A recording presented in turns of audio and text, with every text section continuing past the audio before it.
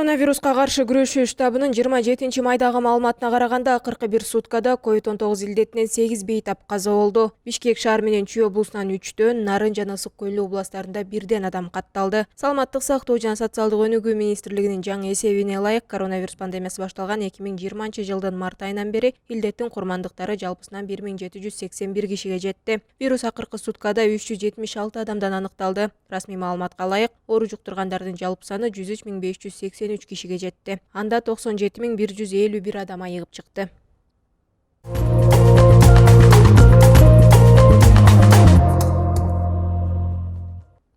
Бишкек шаарынын мурдагы мэри Азиз Суракматов коррупция жана мыйзамсыз баюуга шек саналып кармалды. Бул тууралуу УКМК 27 майда кабарлап, курулуш компанияларынын өкүлдөрүнө элиталык көп кабаттуу турак үйлөрдү куруу үчүн муниципалдык жер тилкелерди бергендиги боюнча коррупциялык жана мыйзамсыз баюу фактылары аныкталгандыгын маалымдады. Атайы кызмат Суракматов мэрияда жетекчи кызматтарда иштеген учурда башкалар менен жең ичинен иш бүтүрүп, коррупциялык схема түзгөндүгүн билдирүүдө. Териштирүү иштеринин баштапкы маалыматтарына ылайык, экс-мэрдин байлыгы 50 миллион АКШ долларына бааланды. 26 майда колго түшкөн Суракматов УКМКнын тергөө абагына киргизилди. Учурда ага катышы бар башка кишилердин мүлктөрүн аныктоо иштери жүрүүдө. Суракматов Бишкек шаарына 2018-2020 жылдары мэр болгон. Былтыр октябрдагы бийлик алмашуудан соң өз каалоосу менен иштен кеткен. Бишкек шаардык кеңештин соңку шайлоосунда ал Кыргызстан элдик демократиялык партиясын сүрөгөн. 51 жаштагы Суракматов мурда жогорку кеңештин депутаты, шаардык кеңештин төрагасы да болгон.